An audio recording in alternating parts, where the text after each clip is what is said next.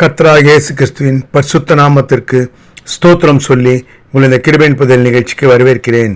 Episode 1லேருந்து 148 வரைக்கும் பார்க்காதவங்க பாருங்க. நிச்சயமா உங்க இருதயத்துக்கு தேவையான விஷயங்களை பேசிட்டு வரும்.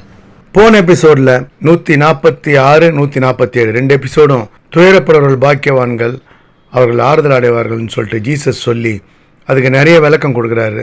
ஏன் துயரப்படுறவர்கள் பாக்கியவான்கள்? ஏன்னா துயரம் நிரந்தரம் இல்லை, அது தற்காலிகம்தான்.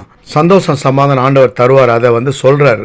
அதாவது அதுக்கு உதாரணமாக பிரசவ வலி எப்படி நிரந்தரம் இல்லை, பிரசவம் ஆன பிறகு குழந்தை, அதாவது பிள்ளை பெற்ற உடனே அந்த தாய்க்கும் அந்த குடும்பத்துக்கும் எப்படி ஒரு சந்தோஷம் கிடைக்கும், அதே மாதிரி அவர் நமக்கு பலியாகி வேதனையெல்லாம் அனுபவிச்சு நமக்கு சந்தோஷம் கிடைக்கும்படி எல்லாத்தையும் அவர் செஞ்சு முடிச்சிட்டாரு. அதே தான் வாழ்க்கையில், நம்ம வாழ்க்கையில் பிரச்சனை துன்பம் எல்லாம் வரும்போது கூட அது எல்லாம் நிரந்தரம் இல்லை, தாண்டி நம்ம ஜெயிக்கணுன்றது தான். அதுதான் பேசணும் 2 எபிசோட்லையும். அவர் உலகத்தை ஜெயித்தார் நம்ம வாழ்க்கையை ஜெயிக்கும்படி. இப்போ நம்ம ஆண்டவர் பண்ண முதல் அதிசயம் கானா ஒரு கல்யாணம். அதுக்கப்புறம் லாசரை உயிர்ப்பிக்கிறாரு. அதாவது எப்படி உயிர்ப்பிக்கிறாருன்னா விசுவாசம். இந்த விசுவாசத்தால் ஆகுது. விசுவாசிச்சா நாமளும் விசுவாசிச்சா நம்மளுக்கும் எல்லாம் நடக்கும். நம்ம வாழ்க்கையில் எல்லா ஆசீர்வாதங்களும் நம்மளை பெற்றுக்கொள்ள முடியும். அதுதான் நம்ம பார்க்க போகிறோம். பார்ப்போம். யோவான் 2ஆம் அதிகாரம் 1ஆம் வசனத்தில், 3ஆம் நாளிலே கலிலேயாவில் உள்ள கானா ஊரிலே ஒரு கல்யாணம் நடந்தது. இயேசுவின் தாயும் அங்கே இருந்தால். 2 இயேசுவும் அவருடைய சீசரும் அந்த கல்யாணத்துக்கு அழைக்கப்பட்டிருந்தார்கள். திராட்சரசம் குறைவுபட்ட போது இயேசுவின் தாய் அவரை நோக்கி, அவர்களுக்கு திராட்சரசம் இல்லை என்றால். அதற்கு இயேசு, ஸ்திரீயே, எனக்கும் உனக்கும் என்ன? என் வேலை இன்னும் வரவில்லை என்றார். 5 அவருடைய தாய் வேலைக்காரரை நோக்கி, அவர் உங்களுக்கு என்ன சொல்கிறாரோ அதன்படி செய்யுங்கள் என்றார். கானா ஒரு கல்யாணத்தை பத்தி குறிப்பிடப்பட்டிருக்கு. கானா ஒரு கல்யாணத்துல பாத்தீங்கன்னா திராட்சரசம் குறைவுபடுது. திராட்சரசம் குறைவுபடும் போது ஆண்டவரோட தாயான மரியாள் அங்க கல்யாணத்துல சொல்றாங்க, அவர்கிட்ட போங்க, அவர் என்ன சொல்றாரோ அதை நீங்க செய்யுங்க அப்படின்னு. உலக பிரகாரமா அவங்க ஆண்டவரோட தாயா நியமிக்கப்பட்டவங்க. அப்ப சொல்றாரு, ஸ்திரீயே, எனக்கு இன்னும் வேலை வரல, இன்னும் எனக்கு நேரம் வரல அப்படின்னு. அதனால அவரு, இல்ல, நீங்க போய் அவருக்கு சொல்றதை செய்யுங்க. பாருங்க, இல்ல, திராட்சை ரசம்ன்றது உடனே உருவாக்கக்கூடியது இல்லை. இந்த காலத்துல திராட்சை ரசம் செய்யறது நிறைய ரசம் இந்த பழைய ரசம்னு சொல்லுவாங்க. அந்த மாதிரி கல்யாணத்துக்கு எல்லாம் ரொம்ப நாள் முன்னாடி அதை செஞ்சு அதை அவ்வளவு ஒரு பக்குவமா செய்வாங்க. ஆனா ஆண்டவர் பாருங்க, தண்ணீரை நிரப்ப சொல்லி திராட்சை ரசமா மாத்துறாரு. ஆனா அந்த தண்ணீர் திராட்சை ரசமா மாறினது அங்க இருக்கவங்களுக்கு தெரியாது. ஆனா அந்த ரசத்தோட ருசி பாத்தீங்கன்னா அவங்க அவ்வளவு பக்குவப்படுத்தி பதப்படுத்தி செஞ்சதை விட அதிகமான ருசி. இது எங்க இருந்தது அப்படின்னு கேட்கிற அளவுக்கு ஒரு ருசி. ஏன்னா அது பாருங்க, விசுவாசத்துல வருது. ஆண்டவரோட அன்னையா இருக்கவங்க சொல்றாங்க, அவர்கிட்ட அவர் சொல்றதை செய்யுங்கன்னு. அவர் சொல்றதை செய்யுங்கன்னு. அப்ப அவரால் கூடும். அவர் வல்லமை உள்ளவர்ன்றதை தெரிஞ்சு, அவர் ஆண்டவர்ன்றதை தெரிஞ்சு அவங்க சொல்றாங்க. அதே மாதிரி பாருங்க, அவரும் அந்த இடத்துல அந்த விசுவாசம் ஆகுது. விசுவாசித்தால் எல்லாம் ஆகும், இல்லாதது கிடைக்கும். இப்ப நமக்கு பாருங்க எப்படி விசுவாசிக்க முடியும். இப்ப நம்ம இந்த ஃபிங்கர்ஸ் எல்லாம் நம்ம கையில இருக்கு. இந்த ஃபிங்கர்ஸ் நம்ம பார்க்கறோம், இந்த ஃபிங்கர்ஸ் இருக்கு. ஸோ அதே மாதிரி ஏதோ ஒன்று இருக்கு, நம்ம கண்ணெதிர்க்க இருக்கிறது இருக்குதுத நம்ம இருக்குன்னு விசுவாசிப்போம். நம்ம வாழ்க்கையில இல்லாததை நம்ம ஆண்டவர்கிட்ட வேண்டிக் கொள்ளும் போது, அது அப்படியே நம்ம என்ன கேட்கிறோமோ அது நம்ம கிடைக்கும்னு நம்ம விசுவாசிக்கும் போது, விசுவாசத்தோடு அதை பெற்றுக்கொள்வோம்னு இருதயத்துல சந்தேகப்படாம நம்ம விசுவாசிக்கும் போது நிச்சயமாகும். ஆனா அந்த விசுவாசம்ன்றதான் ரொம்ப கஷ்டம். பாருங்க, எல்லாமே உலகத்துல இனிப்பானவைகளை இனிப்பா எல்லாம் வாழ்க்கை சந்தோஷமா அப்படியெல்லாம் வாழ்க்கை ஃபுல்லா இருந்தீங்கன்னா அது வாழ்க்கையாவே இருக்காது. இப்போ பாவக்காய் பாருங்க, வெஜிடபிள், அந்த பாவக்காய் கொஞ்சம் கசப்பா தான் இருக்கும், ஆனா அது உடம்புக்கு அவ்வளவு நல்லது. அது மாதிரி விசுவாசம் கொஞ்சம் கஷ்டம், ஆனா அந்த கஷ்டத்தை நீங்க கொஞ்சம் சகிச்சிட்டீங்கன்னா அந்த விசுவாசத்து மூலமா உங்களுக்கு கிடைக்கிற நன்மை உங்க வாழ்க்கையில சமாதான சந்தோஷத்தை கொண்டு வரும், ஆசீர்வாதத்தை கொண்டு வரும். அப்படி அந்த விசுவாசத்துக்கு பவர் பாருங்க. விசுவாசித்தால் எல்லாம் ஆகும். இன்னொரு வசனம் பார்ப்போம். யோவான் 11:40 இயேசு அவளை நோக்கி, நீ விசுவாசித்தால் தேவனுடைய மகிமை காண்பாய் என்று நான் உனக்கு சொல்லவில்லையா என்றார்.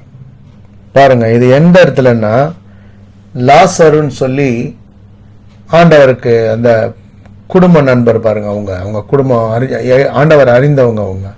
அவர் மரித்திடுறாரு, அடக்கமும் பண்ணிடுறாங்க. ஆனா இவருக்கு சொல்லப்படுது, லாசர் மரித்துட்டார் இந்த மாதிரின்னு சொல்லி. ஆண்டவர் வரார், நீங்க இருந்திருந்தா சாகாம இருந்திருப்பாங்களே அப்படின்னு சொல்லி எல்லாம் அவங்க கண்ணீரோட சொல்றாங்க. அப்போ ஆண்டவர் என்ன சொல்றாரு? கல்லை எடுக்க சொல்றாரு. 39ஆம் வசனம். இயேசு கல்லை எடுத்து போடுங்கள் என்றார். மரித்தவனுடைய சகோதரியாக மார்த்தாள் அவரை நோக்கி, ஆண்டவரே, இப்பொழுது நாருமே 4 நாள் ஆயிற்றே என்றார். அப்பதான் இதை சொல்றார். இயேசு அவரை நோக்கி, விசுவாசித்தால் தேவனுடைய மகிமை காண்பாய். ஆண்டவர் சொல்றார். அதுக்கப்புறம் பாருங்க, மரித்த லாசரை உயிர் கொடுக்கிறார் ஆண்டவர். எழுந்து லாசர் வர்றது எல்லாரும் பாக்குறாங்க. ஏன்னா அடக்கம் பண்ணி 4 நாள் ஆகுது, நாருமே அப்படின்னு சொல்றாங்க. ஆனாலும் அவரு விசுவாசித்தால், நீ விசுவாசித்தால் தேவனுடைய மகிமை காண்பாய் அப்படின்றத சொல்லி அங்க பாருங்க, அவருடைய மகிமை வெளிப்படுது. லாசர்வே வெளியே வா, வர லாசர், மரித்த லாசரை வெளியே எழுப்பி உயிராக மரித்த அடக்கம் பண்ணப்பட்டால் உயிர் கொடுக்கிறாரு பாருங்க. அவரால் எல்லாம் கூடும். விசுவாசி இதை விட பெரிய ஒரு விஷயம் ஒன்றும் இல்லை. இந்த காலத்தில் அப்படி யாருக்கும் எந்த வரமும் இல்லை. அதனால சில பேர் ட்ரை பண்றாங்க, ஆனா அதுக்கு அந்த வரம் அவங்களுக்கு இல்லை. அது ஆண்டவருக்கு தான் அந்த வரம். அவர் உலகத்தை படைக்கும் போதும் பாருங்க, ஒன்னொன்னும் அவர் அந்த எதுவுமே, அவர் சொன்னது எதுவுமே 1% கூட ஃபெயில் ஆகல. அவர் சொன்ன எல்லாமே அப்படியே நடந்தது. அதே மாதிரி அவர் ஜீசஸா மனு உருவெடுத்து வந்தப்பையும் எல்லாமே அவர் சொல்றதெல்லாம் அப்படியே அது ஆகும்னா அது ஆகுது. அதுதான் ஆண்டவரை நீங்க விசுவாசிக்கும் போது உங்க கண்கள் திறக்கப்படும் பாருங்க. எது நல்லது, எது கெட்டது, எது எல்லாம், அதான் எல்லாவற்றையும் சோதித்து பார்த்த நலமானதை பிடித்துக் கொள்ளும். அந்த மாதிரி ஆண்டவரை விசுவாசிக்கும் போது எல்லாம் ஆகும், எல்லாம் கூடும். இப்ப நம்மளுக்கு கிடைக்காது, இது ஆகாது, அது உலக பிரகாரம். இது உலக பிரகாரம் ஒரு டாக்டரால இவ்வளவுதான் முடியும், ஒரு இன்ஜினியரால இவ்வளவுதான் முடியும், ஒரு சயின்டிஸ்டால இவ்வளவுதான் முடியும். எல்லா துறையிலையும் பாத்தீங்கன்னா ஒருத்தரோட அவ்வளவுதான் முடியும். ஆனா அவரால் அப்படி இல்லை, அவரால் எல்லாமே முடியும். அவர் சர்வ வல்லமையுள்ள தேவன்.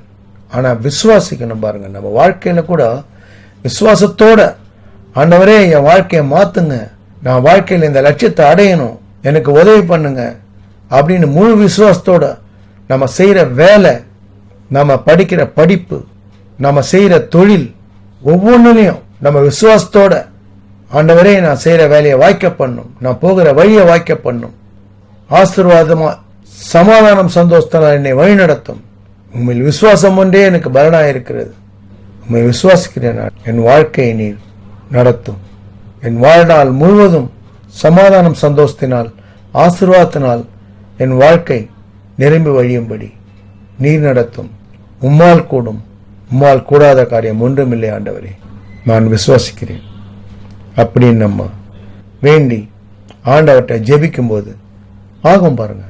நிச்சயமாகும். தொடர்ந்து வாட்ச் பண்ணுங்க. சப்ஸ்கிரைப் பண்ணணும்னு நினைக்கிறவங்க சப்ஸ்கிரைப் பண்ணுங்க. பிடிச்சிருந்தா லைக் பண்ணுங்க, ஷேர் பண்ணுங்க. அநேக இருதயங்களை ஆண்டவர் தொடும்படி நினைவு கூர்வோம்.